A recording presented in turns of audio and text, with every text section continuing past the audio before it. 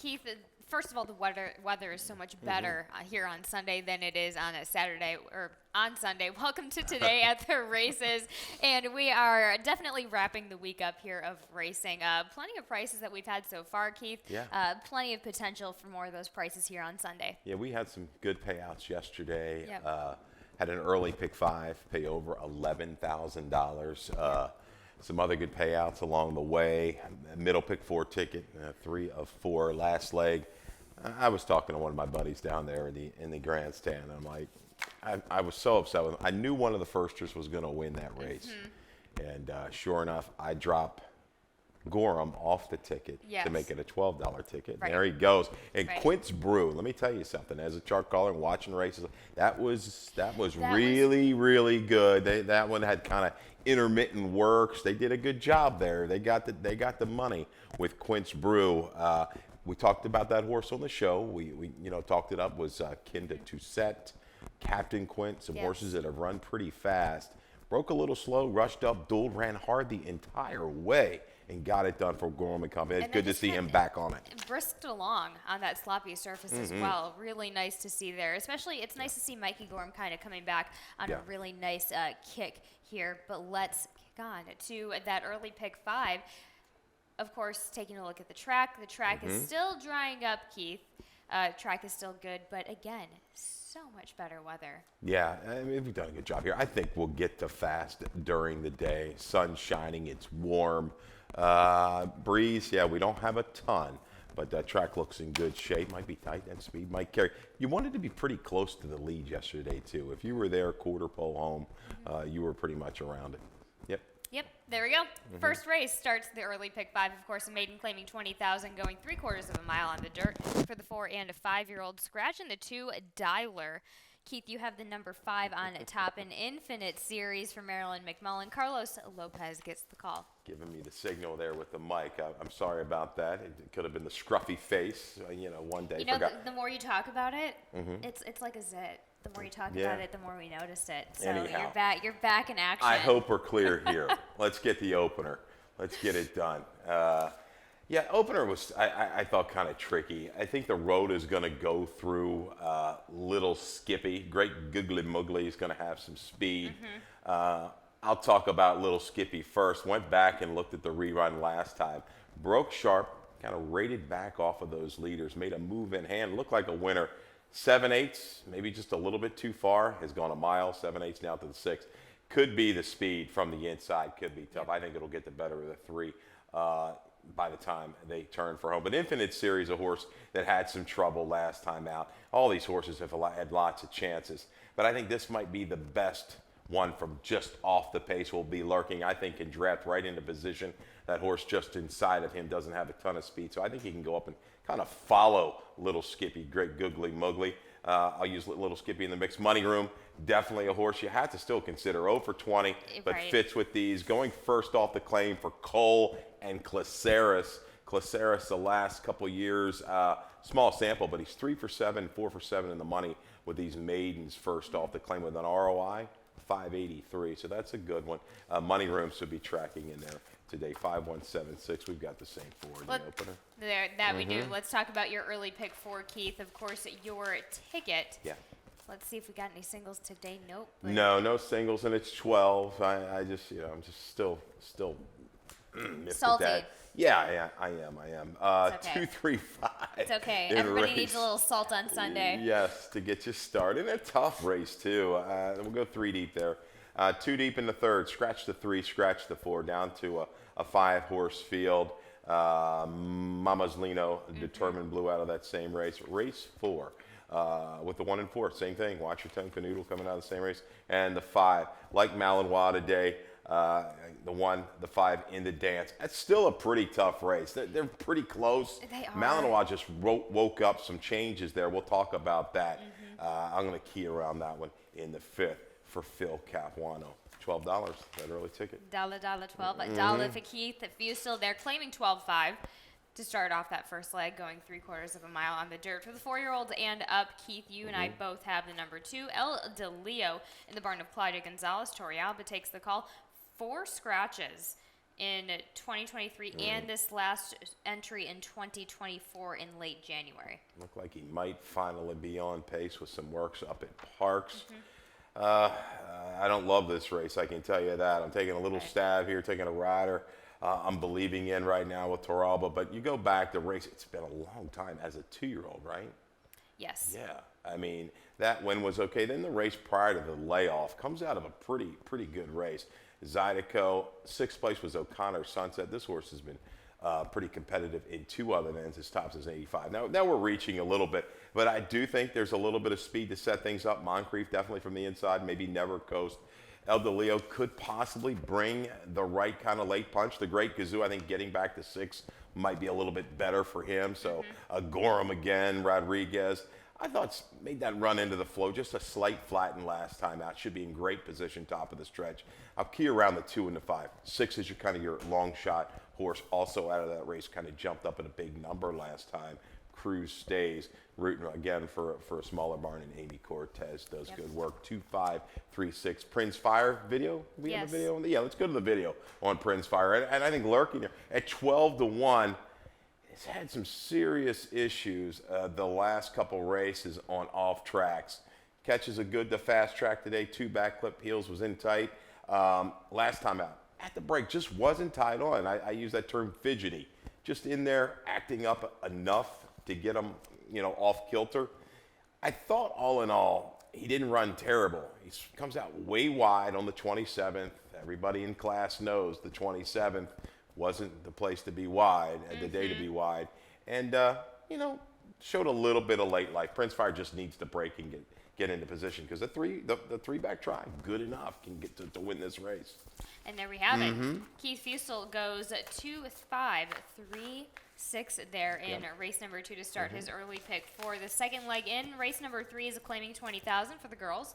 The 3-year-old girls going a 1-turn mile on the dirt. Scratches that make a difference here in the 3 Bootsies Merlot and the 4 Neolithica. Keith, you have the number 6 Mama's Lino on top. Let's go ahead and take a look at that effort last time out for Damon Deal DeVico, J-Ron Barbosa. Exactly. Neolithica was in here, one of Damon's runners, now scratched. Looked like a pace factor.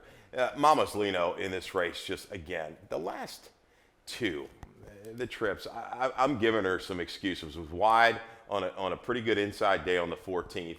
And this particular day, I thought she'd end up where the eventual winner is, down inside. Nope. She's caught in between, 23-1, 46-2, going the mile for these fillies.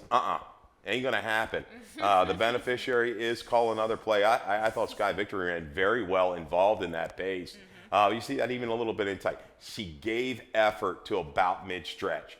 This field, I just hope to see her on the rail or covered up, not out in the clear call between. If we can get that, I think she can get it done. She's kin to a horse that's won a couple times going long. Mama Lino here, the one that's left over for Damon Dilladovico and Johnny Rebstock. I like that pick up there, Keith. You go also with the number 2, as you mentioned, Determined Blue, Rudy Sanchez Solomon, Angel Cruz, the 5, Amorica underneath, and the 1, Next Girl for Robbie Bales, Jean Brasino. I think the 2's better than what her last race shows. Again, taking back off of that quicker pace, a little bump early. I think she can lay a little bit closer in here, bring a finish. Your horse jumped up and ran real big last time, Amorica. But look at the internals. Might fall, I think things will be slowed down a little bit by Mama's Lino, Determined Blue, and all these other horses. So, but that was kind of a wake-up moment for Amorica. Definitely proven to handle the 1-turn mile. I love myself some wake-up moments there, which is why I'm grabbing onto that one. 6-2-5-1 for Keith there in race number 3. Race number 4 starts the Rainbow Pick 6. We're going to take a look at my ticket very, very quickly. You talked about Malinois. I know it's a bit of a stab. So you probably should go a little bit wider in that race if you can split it with a buddy. So I do throw in the Malinois as a single. I also throw the number 7 in race number 7. Take a hint, Gary Capuano, of course, coming off of that nice campaign so far. So a $19.20 ticket. We'll get to the rest of these races in these coming minutes. Keith, this first leg of, as I mentioned, race number 4 going 7 furlongs for these girls, 4 and up in a starter option. optional 20,000. Let's go ahead and get right to it. Let's take a look at both our exacta and our top selection. Okay. Watch Your Tone Canoodle from Last Effort Out, 11th of February. 11th of February. And Watch Your Tone, I think might have had the tougher of the trips with breaking a little bit slow, looking at her style. She can lay, she can lay close enough. And I just thought making that move into that quicker pace, she was used pretty hard. And down inside, 11th, I still think the inside was not quite the place to be. You're going to see these horses rolling from the outer part. But I tell you, I thought she finished up okay. Canoodle got what she wanted. We had a stat on Canoodle, I think, that day for Ness. Now goes second off the claim. Out to 7/8 of a mile. Both of these are capable at this distance. The horse I'm looking maybe to wake up is Bossiness. I don't know what's happened the last two, but hedging in the right direction could be thrust into the race early today. Yeah, exactly. That's how I see it as well. 1-4-5-3 for Keith. In race number 4, let's start the late pick 5 with race number 5, going 1 mile and 16th on the dirt and the claiming 40 for the 3-year-olds. Keith, you and I both have Malinois on top. Let's go ahead and also take a look at that Last Effort Out for Phil Capuano. Gene Aguilar on top that day. Yeah, first off the claim. Here's the issue. Cruise to the front, allowed the leader to go by, kind of rates back off of that one, and then gets in a little bit of a pickle, steadies slightly. But I'm looking for Malinois.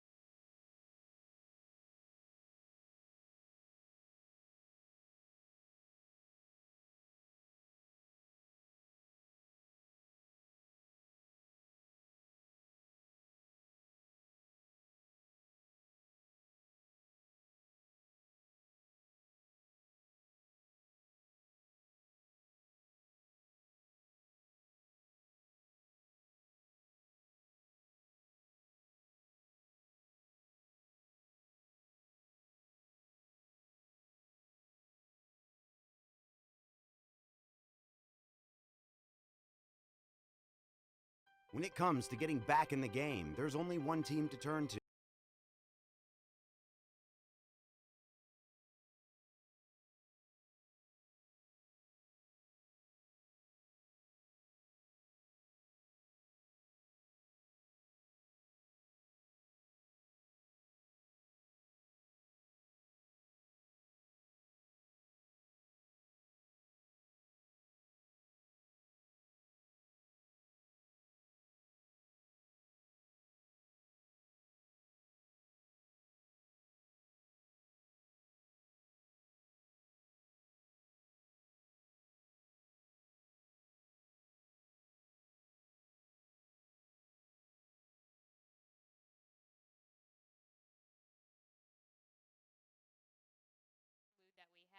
Taking a look at Malinois from that last effort out, Gene Aguilar got touched back a little bit, Keith, but comes back fighting again. Yeah, it comes right on back. You see the hood on, change of equipment there for Malinois, Lasix on.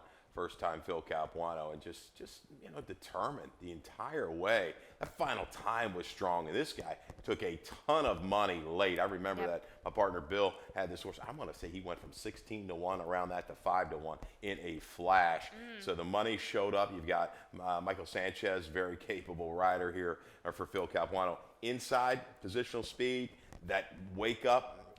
I think this horse can definitely trend forward in here and get it done in race 5.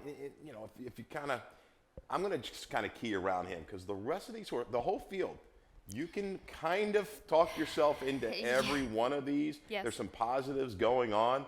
I think in the dance, a horse that's been troubled its last couple races has the finish. We know this one's going to keep on chugging. I love the effort after being bumped and pinched back last time out, beat Moscato out of that slower flow. Moscato may have to go from the outside. And I think that they're going to be forced to take that issue there. 1-5-7-2 for Keith there in race number 5. We'll be right back after this commercial break for race number 6. Thoroughbred Racing is taking vital steps to make our sport safer. These include the use of independent veterinarians, strict anti-doping and medication controls, and a single national authority empowered to create uniform standards and enforce reforms. With each step, more data is gathered, accountability demanded, and progress made as safety takes the lead.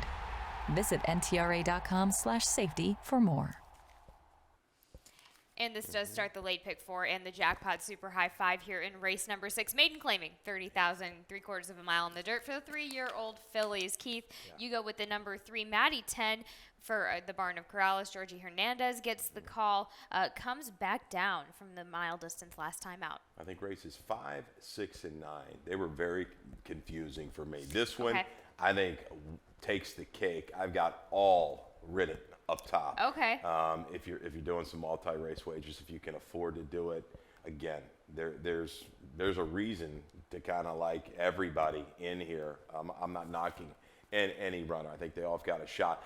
But I thought Maddie 10 ran sneaky good last time. She was a little bit rank out of the gate, and she's had some issues with. I don't know. She might have, when the bit, they may have to change some things up, because even 2 races back, you see the comment. She was a little ranked, steadied along. She needs to break. She showed some finish for 45, goes second off the claim. I think if she breaks sharp, she can go ahead and go. Corrales, smaller sample, but he's 23% second off the claim the last few years. ROI right about even, just about $2. Just a flyer here. What do we get in morning line? 9-2. This had to be a brutal race to line. I guess you can lean on Brittany with the first-time starter.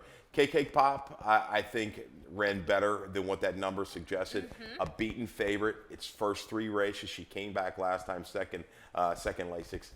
Hopped at the break. She was down inside in position. Toledo looked like he maybe wanted to go outside mid-turn. Didn't, stayed inside, and that was it. Got stalled, got stymied, worked outward. But I thought the finish was good. That second-place finisher came back to run a good number. You got a couple firsters in here. I'll let you talk about the 6. Regaled for Brittany Russell. Basically, Shadwell, Kieran McLaughlin, runner 1 second timeout. Showed up well enough in that first outing. But for me, it's the bullet work on February 23rd that really snags my attention. So I'm not... you could read into the whole Toledo on the first or not on KK Pop. I'm not leaning into it as much. I take it as a sign that, hey, they might actually like this KK Pop better. But for me, that bullet gate work, that's too intriguing to leave off of my tickets. And that's why I just take and I'm going to see what kind of value I can get with Toledo on a Russell runner when Sheldon's on a Russell runner. So that's the angle that I went with, just trying to see if I could get a touch of value there of the 6 over the 1. I think both horses are the ones to, in my viewpoint, especially breeding standpoint, but with Regal, kind of the one to look out for a little bit here. Okay, Shavada the 9 I tossed in, stepping up. Best races have been on a fast track. Going to get this one. Back on a fast, I think it's going to be close to fast by race 6 today. looking at almost a step sideways. The numbers are kind of in range, and if things just kind of go hot and heavy up front, Chivonic definitely finished up quite well last time. Ness with 2 firsters by the numbers. The mare, she won her debut. You got 2 first out winners from 7 starters. That's positive for that one. And the other one, Michael Sanchez on the 4, Maya's Angel by Caracante, 19% strike rate, first out of the box. Half to Angel of Canterbury. Yes. Three starters out of this mare, a win, a debut winner, and a third. So I'm all over the map in the race 6. This 3, I probably can't. She's got to behave. It's going to be how does she come out of the gate the first 16th of a mile for her. KK Pop was looking around as well. I forgot to touch upon that when I watched that video last time. Hence the blinkers, right, going on today. That could definitely bring her into focus. And there we have a 3-1-9-4 for Keith Fusel there in race number 6. Race number 7, 5.5 on the dirt. Allowance optional 40 for the 4-year-olds and up. Keith, let's talk about Golden Candy. Let's go ahead and touch, of course, on that Wallace Nielsen, J-Ron Barbosa. Let's take a look, actually, at that effort last time out, 11th of February again. Really, really good try, I thought. This one was up with the flow. A race won by Tenebrae. You're going to see the 4-horse kind of in position. Tenebrae goes, kind of rates back just a little bit off of that one. Never shows any let up whatsoever. I thought the 8, who had to be used wide, was going to maybe back out of it a little bit. Did not. Dug in gamely. Take nothing away from this effort from Golden Candy. He ran his eyeballs out. He's given a little bit of a break, about 3 weeks, for a barn that doesn't run a slew of horses around here. And as of late, not a ton, but we've got a little sample size. And we're right back at the 2 other condition. Wallace Nielsen, past 6 months, 4 for 14, 29%, 10 for 14 in the money with an ROI of 773. I think he's back in a position. He doesn't need to be as close as he was last time. There is some other speed in here without Kist. Top Boss has to come away better. He was, given no chance after the break last time out. Take a hint. The 7, the horse to beat here for Gary Capuano. Good win yesterday for Gary and company. But take a hint. Won its last 2. Very, very quick. When he gets horses to win, they win in bunches. And this one, 90-85 the last 2 buyers. It's really, really strong. But he's going to have to work for it a little bit outside. He doesn't want to be hung, I don't think, 3-4 wide and having to press, because Top Boss can carry this field a ways if he's on his game. There we have it. 6, 7, 3, 2. They're going to the lead, and 7 on the rocks underneath for Keith Fusel there. A race number 8, our feature race of the day at allowance, optional 62.5, going 7 furlongs on the dirt for these 3-year-old fillies. And scratch in the 6, Go Sherry Go. Let's take a look at that outside horse, though. CC Royal in the extra heat from last time out for Hammy Smith, Victor Carrasco. Yeah, this filly for Hammy, she's and Men's Grill. She's flashed some ability. He's outside this particular day in the extra heat. Caught 3 wide, forcing that issue, 22-4, 46-3. Not crazy fast, but fast enough, and against the grain of the racetrack. CC Royal just to fade a little bit, but the short comment, I'm going to give you a trying. That's why I tell you, when I put that in there, just go back and look at the video. You might see this horse losing a little bit of ground, but the effort, no doubt, is there. And I think she gets definite relief this afternoon with what she's going to face those rivals to her inside. If a horse like Honey BB, who was super sharp last time, really, really good. No let up for Honey BB. Going to raise. I'm going to use that one in here. I think CC Royal can go ahead and shadow that one and go by. Has the route underneath her 2 races back. That bottom is there, back on Lasix. Lots to like, but unfortunately, you're going to get an extremely, extremely short price. And there we have it, 7, 2, 3, 5 there for Keith in the 8th, and our last race of the day, a claiming 5,000, 3/4 of a mile on the dirt for the 4-year-old girls and up. Keith, you go with the number 1, Ice Cube Baby for William T. Bourne. Tori Alba once again gets the call. Yeah, I've got a former Frock against a Frock. The 1 and the 3. And they have similar running styles. Both dropping out of open 8,000s now into this condition, 1 in 6 months or 4 in life. Again, they both have won 3. I see a little bit of questionable speed. I think No More Mask and Thea's Theme could heat things up on the front end. Yes, Utterly Enchanting is going to be super short price. probably an all or nothing type. That's how I'll approach Utterly Enchanting. But I think Ice Cube Baby, coming back on a little bit shorter rest, has run better than what it looks on paper. 2 back try, no chance after breaking slow and being used very wide. A turn on last time, had a little flow in front. I expect a little bit better punch, but I see the 1 and the 3 kind of running into it along with your top selection, Lucky Lorraine, who had a definite excuse last time there, that Mary Epler trainee. Tossed the head at the break, was off awkwardly, looking for things to set up on the front end for that late punch. Yeah, Utterly Enchanting, 6-5. I think he's got it right on the line, could even be lower. But I'm not going to bite trying to get out. Hopefully I won't be in a get out situation. I'm still not going to bite on that short price. All right, there we have it, 1-3-6-7 for Keith Fusel there in the 9th. Keith, let's dive into your best bet of the day. This is going to be in race number 5 on the number 1 Malinois for Phil Capuano. Michael Sanchez gets the ride. Yeah, just a major wake up. The hood went on, first time for Phil. I just thought back up again, kind of a trip, and a time comparatively at mile 16, very, very strong. I went back and checked it again, hand time, do it, everything. It was right. So I think this one, right with Sanchez, beautiful draw, good break, and I think he can put this one where he wants to and get it done in race number 5. Absolutely. Just to recap on the Preakness Future wager boards, because the doors closed for Pool 1 at 8 last night, here are the final odds for that.